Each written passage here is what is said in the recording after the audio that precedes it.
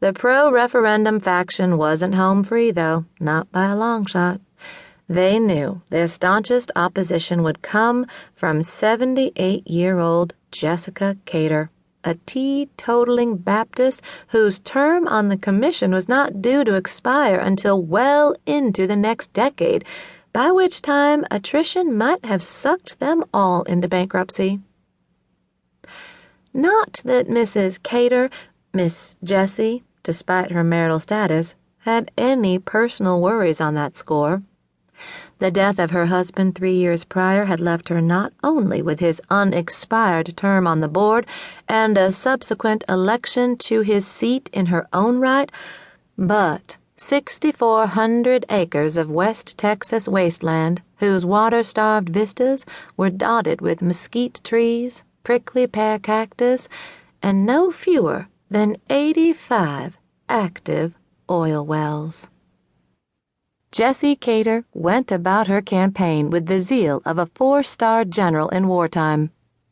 For 3 months, she marshaled the combined forces of the Women's Club, the PTA, and the Future Farmers of America in writing letters to the editor of the Claxton Courier, the county's newspaper of record, and conducting "No Beer Here" rallies at the high school and on the courthouse square. In a feat of ecumenism worthy of Billy Graham, she united the Methodist, Baptist, Southern Primitive Free Will Independent and Missionary, as well as the Iglesia Bautista de la Gracia, Church of Christ, Seventh-day Adventist, Jehovah's Witness, Church of God, and AME Zion congregations behind the common cause. The Lutherans, all 30 of them, and the Catholics of St. Eustace and Santa Maria Magdalena parishes noticeably abstained from public comment. The last meeting of the county commissioners before the May 1st election was hyped as the greatest showdown since frontier days, with each side running paid notices in the paper, plastering utility poles with flyers, and recruiting its spokespersons for the debate.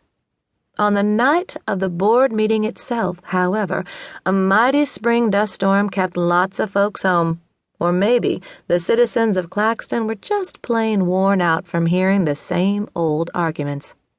The commissioner's boardroom was overheated, the crowd sparse.